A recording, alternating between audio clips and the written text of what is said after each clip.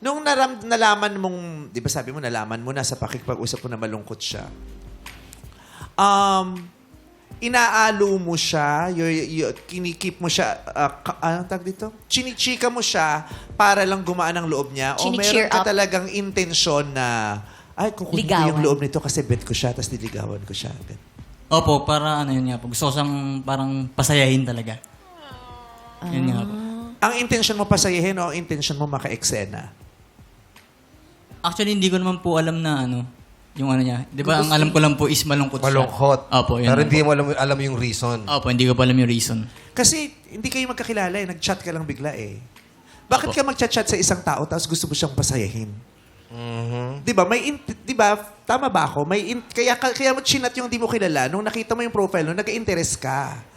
Di ba? May anong interest? Opo, or nakikita ko. ganun kaganda yung puso mo na, ay, mukha siyang malungkot. I want to be his angel. Pero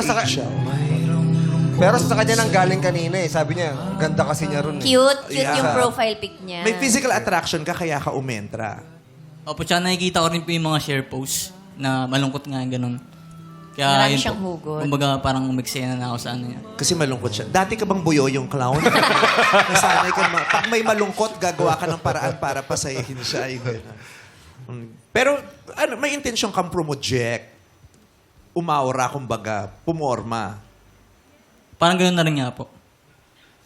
Ano yung parang ganun na? Slight Parang, hindi, oo. slight ano? Slight, Hindi pa sure Di ba kung na may maliligaw? reciprocate naman ni Danes na, ay, bet din kita, tsaka siya siguro mag-100% full-blown Opo, parang aura. ganun. Full blown. Pero question, meron ba talagang ano, yung chumichika sa random stranger sa social media na walang, wala pa akong tanong, yes agad. Sabi niya yes. Hindi, yung chumichika ka sa isang random stranger sa social media for plain friendship, yung wala ka namang, hindi dahil sa Nararamdaman. bet mo siya or may interest ka. Kung interesting Meron yung content. naman. Kung interesting yung content, baka pwede. Oo, kasi baka may Idol mo. tanong ka sa kanya Hindi, iba yung to follow his contents kaysa yung to be friends. friendship ha? talaga. Oo, yung magpapa-add ka as friend. Kasi pwede ka naman mag-subscribe lang or pero yung to be friends, yung chat ka, chichika ka. Siguro yung iba, parang gusto lang maraming friends. Get to know. Siguro get to maraming know. makikilala. May mga ganun eh. Di ba? Pero nandun na rin yung physical attraction siguro. Pero kung puro babae, kunyari lalaki, puro babae yung mga ginagano mo, malamang may intensyon.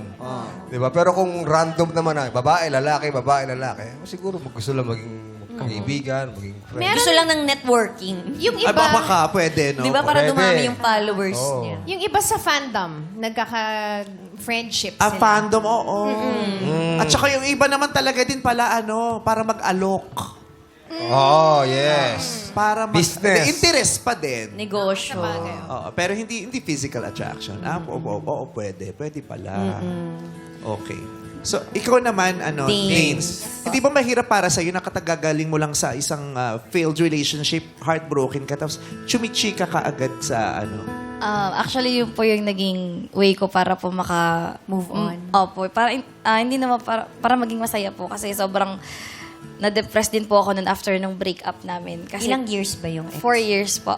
And binrake niya din po ako sa mismong anniversary namin. So, February 14 po yun. Valentine's din po yun. 2017. double whammy naman nun. Valentine's na Yes, anniversary po. niyo pa. Aray! Sobrang sakit po talaga. Pagkasama. Diba? Dinuraan ka na, Kasama ng timing, pinapaktapakan no? ka. Sobrang sweet nung una, pero sobrang sakit nung huli. Ay, Nagkaroon ka ng jowa nung Valentine's. the best. Tapos Hiniwalayan naging single ka ka din ulit ng nung Valentine's The Day. worst. Walang magba-Valentine's sa araw na ito. Ganun. Ano yung coping mechanism mo? How did you cope nung Super sad po talaga kasi nun, apektado po ako kasi nagulat po ako na siya po yung bumitaw. Yung ex ko po. Yeah. So anong coping? Sa paano work ka po, nag-cope? diretso rin po ako sa work yung mga ka-office mates ko po, kinakausap ko din. And yun nga po yung sa Facebook. Kahit sino na po yung mag-chat sa akin, nire-replyan ko na po, basta lang may kausap po ako. Aliwin mo lang yung Isa po self. dun si Dritch po. Okay. Doon lang kayo nagkakilala ni Dritch Opo, sa mismong sa app Messenger. naghiwalay. Yung guys, kanina pa namin sila Akala ko si friend sila dati pa. Kim, Akala ko Saan ka galing? Hindi niyo naman sinabi, umalis pala si Kim, nag-retouch ba siya? Grabe kayo! Nag-CR ka na pala na hindi namin namamalayan, ha? Andito siya. Iniisip lang niya anong magandang profile pic ang ipopost niya mamaya. Huwag kayong ano dyan. Samantalang siya itong nag-i-interview kay Danes, no? Si Karina, nag-observe lang, eh. Siya yung nag-interview kay Danes. Akala ko nakapag-message niya si Rich. Nakapag-day off pala si Kim ng ganun-ganun lang. Charot lang na. Keep in touch din, Kim. Tsaka papaalam din, di ba siya bigla ka nawawala? Ginost mo kami dito, tapos zinombi mo kami, bigla kang bumalik. Or hindi ako ganon. Sino yung ganun? Well, anyway, so malaking bahagi rin ng pag-move forward mo si Dritch, Yes no? po.